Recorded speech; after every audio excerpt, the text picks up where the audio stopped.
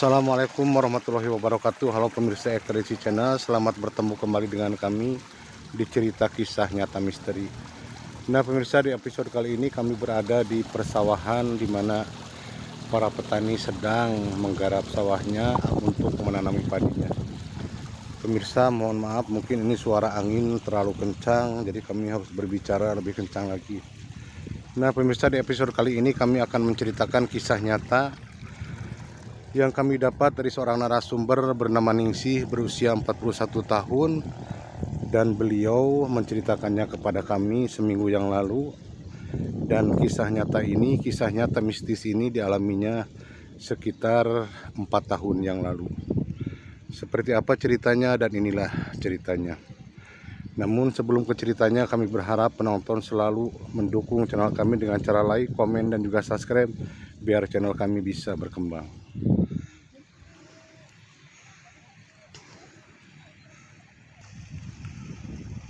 Jadi pemirsa, Ningsih adalah seorang janda yang ditinggal mati oleh suaminya dan mempunyai 2 orang anak, putra dan putri, yang masih duduk di bangku sekolah dasar.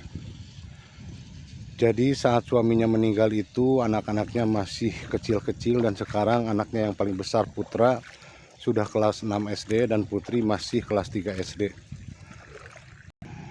Nah setelah Ningsih ditinggalkan suaminya, Ningsih harus banting tulang menafkahi kehidupannya dan juga menafkahi kedua orang anaknya tersebut dengan meneruskan warung atau jualan lontong sayur di tepian pantai yang berada di Jawa Barat. Namun mohon maaf, kami tidak akan menyebutkan lokasinya. Dan semasa suaminya masih hidup, memang mereka berdua mengelola warung lontong sayur, dan setelah suaminya meninggal, Ningsih lalu melanjutkan usaha lontong sayurnya sendirian.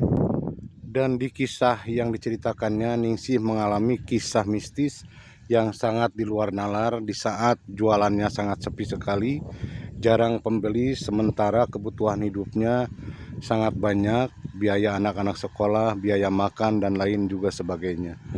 Nah saat itu Ningsih mulai merasa kebingungan karena mungkin jualan lontong sayurnya sudah jarang pembeli. Ningsih pernah berusaha atau berjualan makanan yang lain, namun tetap saja jualannya tetap sepi dan kembali berjualan lontong sayur.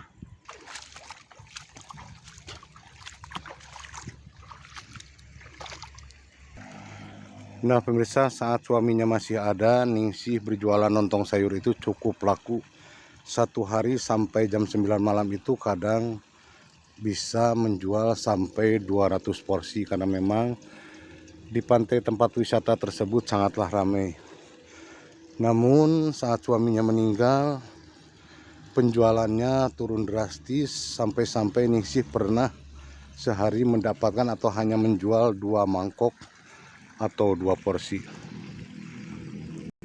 Di situ Ningsih mulai merasa kebingungan, sehingga Ningsih berkali-kali mencoba berjualan makanan lain, namun tetap saja yang dijual Ningsih tidaklah laku, dan Ningsih kembali menjual lontong sayur sebagai kenang-kenangan bersama suaminya ketika masih hidup. Jadi pemirsa, karena kebutuhan hidupnya atau kebutuhan membiayai anak-anaknya cukup besar dan cukup susah juga untuk makan, untuk bekal sekolah dan lain sebagainya, maka Ningsih tetap bertahan menjual lontong sayurnya. Namun yang anehnya, di saat suaminya masih ada, lontong sayurnya sangat laku keras. Namun setelah suaminya meninggal, justru penjualan lontong sayurnya semakin merosot, bahkan semakin kurang pelanggan, padahal resepnya sama, tidak ada yang dikurangin atau tidak ada yang dilebihkan, namun omset penjualannya sangat turun drastis, sehingga membuat Ningsih semakin kebingungan untuk mencukupi kebutuhan hidup dan kebutuhan sehari-harinya.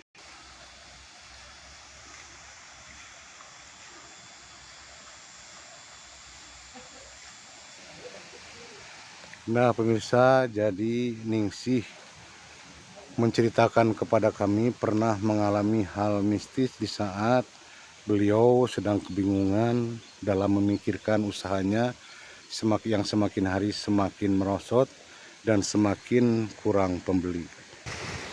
Kejadian mistis yang dialami Ningsih itu di malam Selasa, tepatnya sekitar jam 8 malam, karena biasanya Ningsih menutup warungnya itu sekitar jam 9 malam, tergantung adanya atau banyaknya pembeli. Karena memang saat itu 2 bulan berlalu Ningsih mengalami penurunan, yaitu pembelinya sangat jarang sekali, sangat susah sekali, meskipun lokasi tersebut memang lokasi yang sangat ramai oleh para wisatawan, baik dari luar ataupun dari negara sendiri atau dari Indonesia sendiri, pemirsa. Nah, saat itu Ningsih saat sedang kebingungan di malam itu jam 8 sedang hujan. Di saat itu Ningsih merasa bingung tutup atau tetap buka karena memang sudah hujan, sudah tidak ada pembeli. Nah, saat itu sementara dagangannya atau lontong sayurnya masih banyak karena baru terjual sekitar 5 mangkok dari pagi sampai jam 8 malam, hanya terjual 5 mangkok. Namun Ningsih tetap tidak pernah putus asa, tetap berusaha meskipun tidak ada pembeli. Nah, saat itu pemirsa, Ningsih memutuskan untuk menutup kiosnya atau warungnya dan membereskan lontong sayur yang masih banyak untuk dibawa pulang kembali. Nah, saat itulah pemirsa, tiba-tiba datang segerombolan orang-orang, perempuan 3, laki-laki 3. Jadi mereka seperti berpasangan, namun yang membuat Ningsih kaget, pakaian yang dikenakan 3 laki-laki dan 3 perempuan tersebut seperti pakaian kerajaan. Jadi yang perempuan memakai selendang dengan warna yang sama, yaitu warna hijau. Sementara baju yang dikenakan perempuan berukat juga berwarna hijau dan kain jarik atau samping rereng putih dan hitam. Sementara yang laki-laki memakai blangkon, memakai baju oblong seperti rompi, dan bawahannya juga memakai kain rereng hitam putih, namun panjangnya hanya selutut. Di situ Ningsih merasa heran, lalu Ningsih tidak berpikiran negatif, justru Ningsih menganggap ketiga laki-laki dan perempuan itu habis syuting film, karena memang waktu itu di lokasi tersebut sering diadakan syuting film seperti syuting kerajaan atau syuting tentang Ratu Pantai Selatan. Nah, di situ Ningsih hanya menganggap mereka itu, ketiga laki-laki dan ketiga perempuan itu, habis melaksanakan syuting. Nah, lalu si perempuan yang satu yang sangat cantik itu memesan lontong sayur kepada Ningsih dengan jumlah 100 bungkus atau 100 mangkok. Saat mendengar si perempuan memesan 100 bungkus lontong sayur, Ningsih seolah tidak percaya dan kembali bertanya kepada si perempuan itu, takutnya salah dengar. Dan saat Ningsih kembali bertanya, ternyata benar pemirsa, si perempuan tersebut memesan 10 bungkus lontong sayur, 100 bungkus lontong sayur. Di situ Ningsih merasa sangat bahagia sekali, merasa sangat senang sekali. Bahkan saat Ningsih sedang meracik si lontong sayurnya sempat meneteskan air mata karena sukanya atau karena bahagianya dengan rezeki yang didapatnya. Nah, saat itu setelah si perempuan tadi memesan lontong sayur tersebut, si perempuan tersebut langsung membayar kepada Ningsih lontong sayur 100 bungkus. Dan setelah membayar, si perempuan, ketiga perempuan dan 3 laki-laki itu pun pergi meninggalkan Ningsih dan berkata, nanti lontong sayurnya diambil setelah selesai bekerja, kata si perempuan tersebut. Dan Ningsih pun mengiyakan. Justru Ningsih merasa senang supaya meracik lontong sayurnya tidak terlalu tergesa-gesa kalau tidak ada yang menunggu. Nah, di situ Ningsih pun meracik sampai 100 lontong sayur dan uangnya sudah diterima terlebih dahulu. Ningsih merasa sangat senang sekali, bahkan Ningsih sempat menangis saat meracik lontong sayur karena saking bahagianya.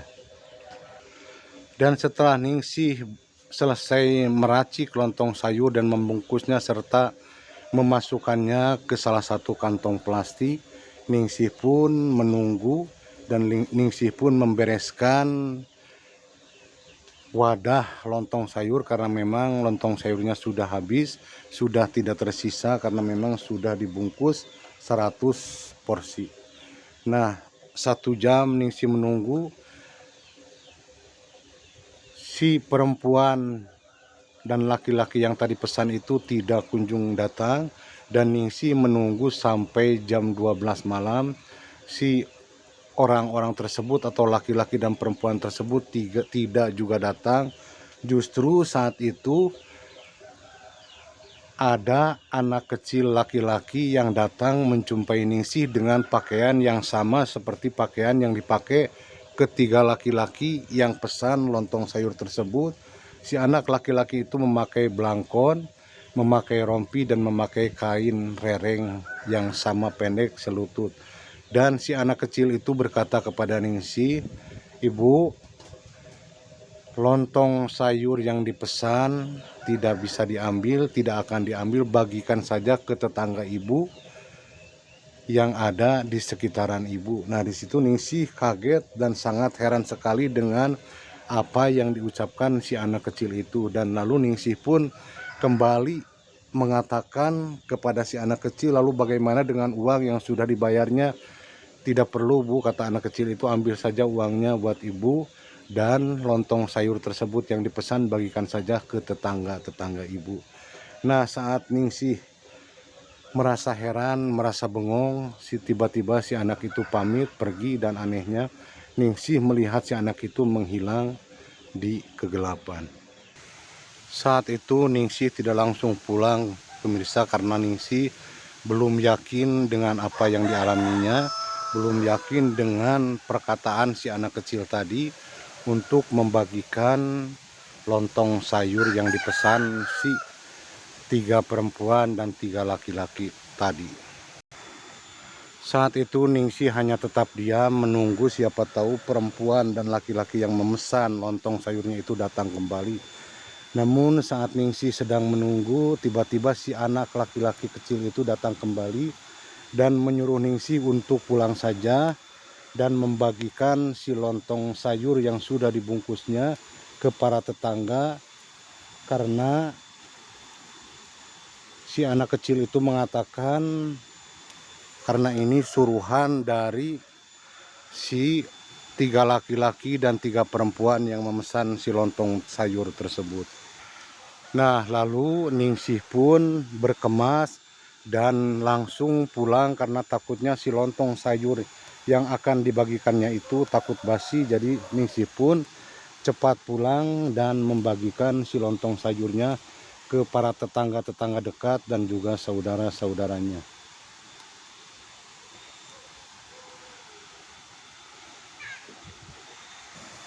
Dan lalu Ningsih pun pulang membagikan si lontong sayur tersebut kepada para warga dan juga tetangganya, 100 bungkus yang dipesan oleh 3 laki-laki dan 3 perempuan tersebut.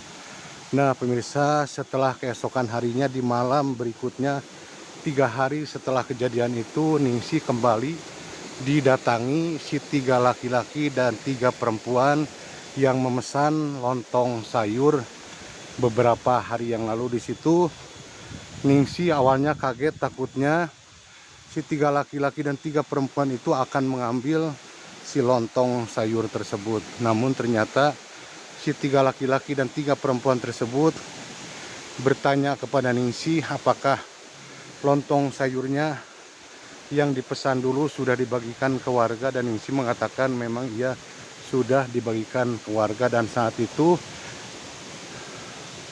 si 3 laki-laki dan 3 perempuan itu memesan 6 mangkok lontong sayur dan memakannya di tempat. Di situ Ningsih tidak melihat kecurigaan apapun dengan laki-laki dan 3 perempuan tersebut, karena memang wajahnya cantik-cantik dan juga ganteng-ganteng, tidak ada yang dicurigakan atau tidak ada yang mencurigakan dari gerak-gerik ketiga laki-laki dan ketiga perempuan tersebut.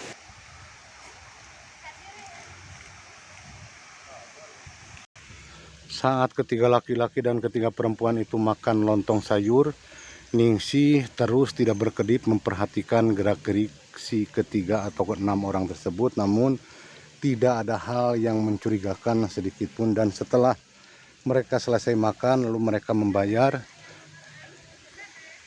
si laki-laki dan perempuan itu membayar lontong sayur yang sudah dimakan, dan lagi-lagi uangnya 5 kali lipat dari harga normalnya. Pemirsa, di situ awalnya Ningsih tidak mau menerima, namun si perempuan yang membayar tersebut justru menyuruh Ningsih atau memaksa Ningsih untuk menerimanya dan memakainya untuk biaya hidup dan biaya anak-anaknya.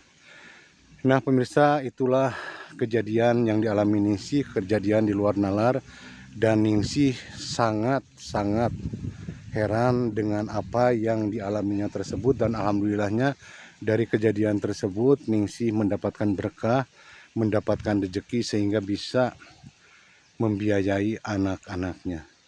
Nah pemirsa, itulah kisah nyata yang dialami Ningsih. Ambil sisi baiknya dan buang sisi negatifnya. Semoga bermanfaat, dan sampai ketemu kembali di kisah nyata berikutnya. Mudah-mudahan kami kembali bisa mendapatkan kisah nyata mistis yang benar-benar nyata dan bukan rekayasa. Sampai di sini dulu pemirsa. Wassalamualaikum warahmatullahi wabarakatuh.